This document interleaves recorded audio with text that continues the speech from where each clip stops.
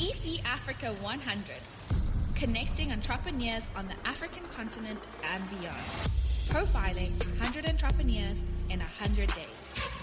Tune in as we amplify African excellence with your host, Vanessa Pietermaritzburg, on Africa Business Radio. Hi guys, this is Vanessa Pietermaritzburg. ECAfrica100 is the hashtag. Thank you so much for joining the journey of 100 entrepreneurs in 100 days. Yugandrie Maharaj, thank you for joining Entrepreneur Connect 100. Tell us what you do, how you find yourself on the chair, and why did you respond accordingly? Thank you, Vanessa, and thank you for gracing us with your presence. I know you left very early this morning. Is a good word, guys. And that was 3 o'clock this morning to make herself present here at the law firm. It's a beautiful law firm. I hope you're going to put some photos up. It's just fantastic. I'm so proud of her. Like I said, I've never put myself out there as the attorney, and even my building. You've never seen the photos. I didn't know you had all of this. So the building is about 132 years old. We cannot make any... It's a heritage building. It's a heritage site. It's a heritage building. I love it. I fell in love. It's so much like my media center. It's 450 square meters. Beautiful. And we're supported by 27 parking bays in the central. And this is what Yugandrie Maharaj. What is your Yugandrie Maharaj? Can you tell us what you do? Yes. Like I said, professionally, I'm an attorney, but before I even practiced law, I was always an entrepreneur. And this is an entrepreneurial show, and so it's a masterclass and so in business. This has given me the edge in terms of my profession. When you say you were an entrepreneur, what did you do? I sold hats from the age of 8. My granny crocheted hats. Like in crochet, knitting crochet? Yes, and I don't know if you remember the doilies. So doilies in South African terms, like you guys probably know it. It's the knitted things that you put in your lounge. Yes. I don't know got in your huts, but anyway, in the lounges where we do it. So my granny knitted hats and sold doilies, and at the age of 8, I was a salesperson. And I loved it. Did you do it because you needed money or you were bored? How did you know you were an entrepreneur? Yes, we were very poor then. And I mean, the hats were being sold for like 10 cents. And the first hat she would sell, she would give us the money. So we needed the money. But it was an excitement because there was no stress and there was no pressure. So entrepreneurship can be exciting. It can be very exciting. And, you know, it was only when I introspected, where did I get the stamina? Because entrepreneurs need stamina. I've been in this industry for 18 years. But you obviously studied law at university. Yes. Like I said, my core business is law. But without the marketing side of it, because they never taught us marketing at university, we learned law. Okay, now she's making me sound good and validating the show. I'm quite excited, but I want to unpack her not brand. Not in the formal sense of marketing. I want to unpack your brand because you've got a legal firm and you do compliancy and debt recovery, etc.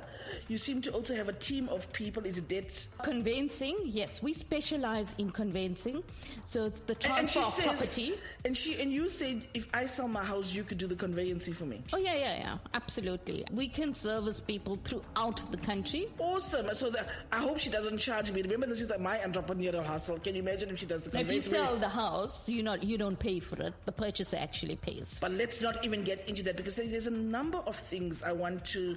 If you got your pens and papers and you can find Yugandrie and find her on Facebook, Yugandrie Maharaj. I often see her overseas and doing things with motivational speakers, and you seem to have such an agenda with the United States of America. This is very much a Pan-African show, so we want to tap into your mastery of what you know that we don't know. What are we not investing in and what should we? And how are you enterprising on multiple levels? What do you do? Like I said, I think the first step and the most important thing was me putting my brand out there, which I didn't know. Your legal brand or your Yugandrie brand? No, my personal brand, right? So I didn't know anything about branding, marketing. Because I wasn't on Facebook. You're also a human rights activist and a social entrepreneur. Yes. And you work in social impact projects also, hey? Yes. I'm very passionate about youth development. So I'm the CEO for Youth for Purpose.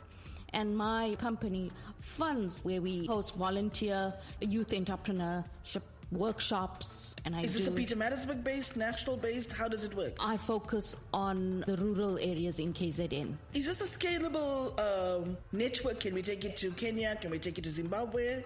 Yes, I have now partnered with many of my partners in the US where we're working on some online programs, and that I would really like support on, because I believe in order to grow Africa, we've got to create sustainable youth projects, and I have a lot of those. So when you say USA, you have partners in the USA, not on the continent? No, because they help me host these programs. Right? Tell us about your US connection and your coaching and that link. I have traveled over 65 international trips abroad. Shoot, and this is just recently, eh? And you are talking about risk takers. So I wasn't born with money. I never had lots of money, and I never had the money to travel. So you're like in overseas visa countries, in a rand that's depreciating, you pay for yourself to go to trips. Entrepreneurs, are you hearing about risk taking in the air? You will never have the money to do what you need to do if you keep focused and if you just think it's all about my business. But you have to expand yourself, and you've got to invest in attending seminars, events, and networking internationally. Do you think we don't do it enough as a continent? Well, certainly entrepreneurs don't place enough focus on meeting your market halfway.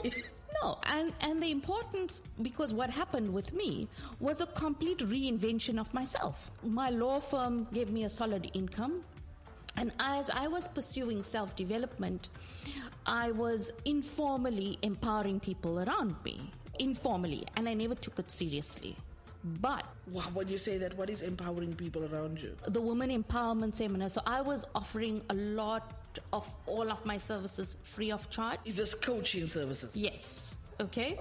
But there wasn't much transformation because there was no value, there was no exchange of energy, and that is so important. So in value in the proposition in my podcast when I'm going to be interviewed is something I'm going to concentrate on heavily. Tell us about value in the proposition.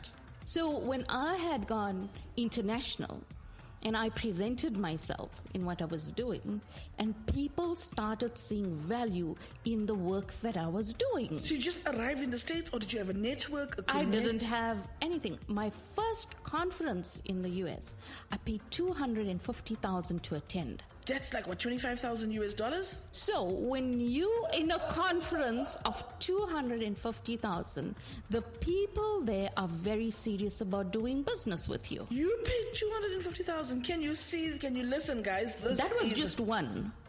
The other one was 600,000. You paid on your own? My last trip, I was sponsored to the value of 1.5 million rand. So it does return to your brand if you... Absolutely, because the return I got in terms of the relational capital, way. So I've heard this before, and I haven't done it myself. I am getting better on this journey. The fact that I stopped the journey and only taking through the best of the best in terms of what we want to host, I've heard that if you want to meet the chief executive, you buy a business class ticket. Is that what you're saying is correct? Absolutely. I mean, I've traveled on business class, and I've met amazing people that I've done business with. But how do you find the money? It's a mindset thing. I don't think I can pay for the business class ticket. So it's just about your mindset and knowing that the universe is abundance. Right? And knowing that you will always get. My whole philosophy comes from security. My security, Vanessa, does not come from my business. Outside this conversation of self-investment and paying yourself, do people know that you do this? Have you been educating people? So I've been educating people as an example on my journey to say you need to pay for PR, or let's use digital to penetrate new markets. And once I show them the model, even on this, they're like, wow. So what I'm finding with African entrepreneurs, we're not generous with knowledge. You know, you've just made me think about, should I really be buying that ticket on a business class? Is that the game change? Yeah, you've got to buy your business class ticket in order for you to meet different types of people. So there are varied entrepreneurs listening to the show today. When do you take that risk? Who paid you? How did you know that was the time? So my focus is never on the money, but my focus is always working on my power levels and my security and what I want. And when I put that in place, the money follows. Awesome. It's not it's a mindset change. Yes, it's never about me having the money first. Oh, I wish I had the money all neatly and nicely before I could actually do it. It never happened that way. Even my building, Vanessa, was about 5 million. And it never came all neatly packaged. I came here renting with a 1-year lease where I spent 300,000 renovating this building because I wanted to buy it. And can you see why I find this podcast so important? Because the missing link is of how we undersell our brands. Yeah, because all these people believe I need to have the money before I can travel or before I can buy a building. Or else they would like you say you were John Maxwell or with Oprah, etc. What the show is intending to do is to isolate African mastery. It's to isolate those Africans doing phenomenal work and scaling brands. Do you think it's a good principle to be able to support each other, collaborate? So as an example, if you got a coaching session, you could take the model straight to Kenya. You could scale it in Ethiopia. You could amplify your brand because you're an African woman. Absolutely. Absolutely. And this is what I talked about. If I did not go abroad, right, there were people who valued my services, who paid for my services, and there was massive transformation. One entrepreneur I was able to support him in getting a $10 million deal. Wow, that's a story to tell. Now, because the producer always at the most intriguing times counts us down, I just want to understand a couple of lessons that we've learned here. Yours, rather than failures, I want to learn from your successes. Give us a quick masterclass of 5 things we should be doing better as entrepreneurs. One, it's very, very important to focus on your energy and to be doing whatever you can to get your energy up.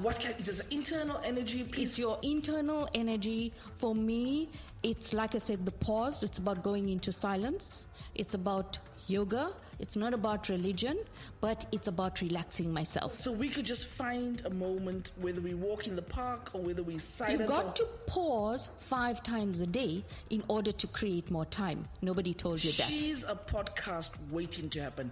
Yugandrie is a YouTube channel all by herself. Second tip, please.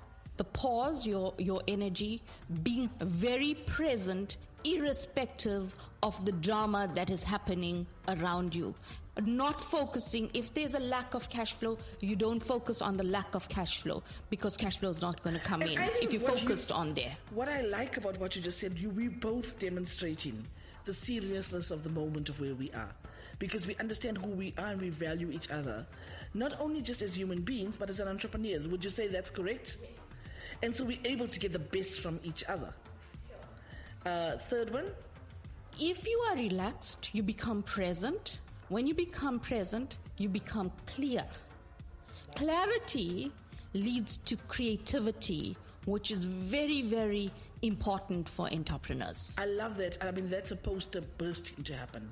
And, it's just so important, creativity and clarity. We've had many entrepreneurs on the show. Hardly any have said those 2 words. So thank you for bringing that into the network. And your final one before we go is security. So security is actually equal to power. Okay. What does security mean? So security for me is not dependent on the world of form for anything. So we project our power onto client. As entrepreneurs, you project your power, and this is a separate lesson. So entrepreneurs project their power onto their business, onto their money, onto their clients. So I need money in order to travel. I don't say that. I need to travel. I know So how it's to reinventing the way you think. Yes, it's stabilizing my energy. It's making me secure, powerful. And through me being powerful, I then project onto the universe what I would like to bring in without there being money, clients, or whatever else. I've never marketed a day to get 5,000 clients, except today when I did the interview with you. Even on my Facebook, you'd never see posts about me being an attorney. Yeah, it's like me with PR.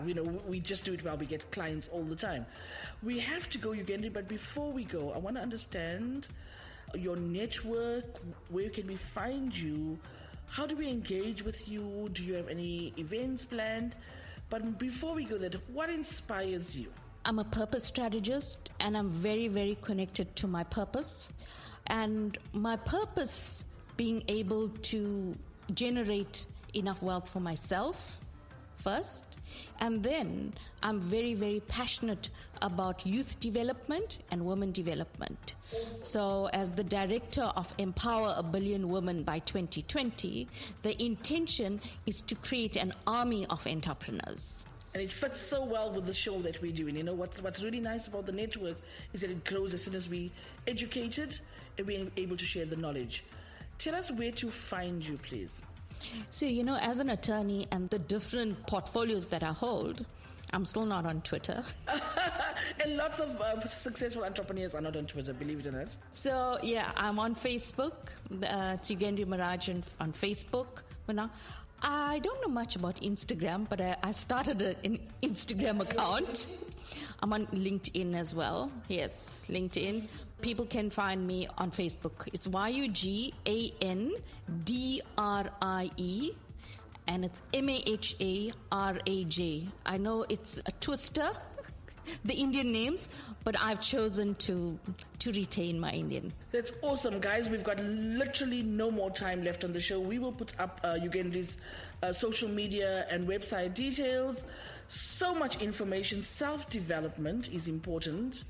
Lack of a paucity. I think working on what you want to achieve, but also your value proposition. I've learned much. In fact, lots of the work I'm doing in the last, since speaking to Yugandrie about a week ago, is informed by what I won't tolerate and my own space. But also, I'm glad that you unpacked for me what I'm doing wrong sometimes. Is like, you have to get into the plane and go to the conference. And that for me is a pow-wow moment. I hadn't realized you're so self-invested in your own brand. It's highly encouraging that people who are successful are so on their own paths to self-development. I think if you can support Yugandrie's business, it will clearly inform and give you that power moment in your journey. I hope you engage with her. I hope you support one of her workshops. If you're in her area and you need a lawyer, you know where to find her. We are so thankful that you keep on downloading the shows. Thank you for introducing the podcast to so many of your friends. We're excited about the journey that we are on. And I'm excited that we're now on our way to Durban, thanks to Yugandrie's mindshift change on my side. Our team are going to experience Pietermaritzburg and hopefully eat a bunny chow. I'll tell you about that some other time. ECAfrica100, profiling 100 entrepreneurs in 100 days on Africa Business Radio. This is Vanessa Perowal signing out.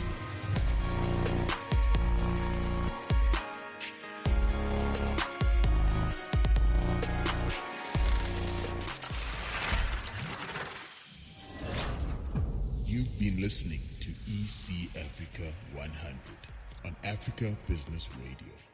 Join the conversation. #ECAfrica100.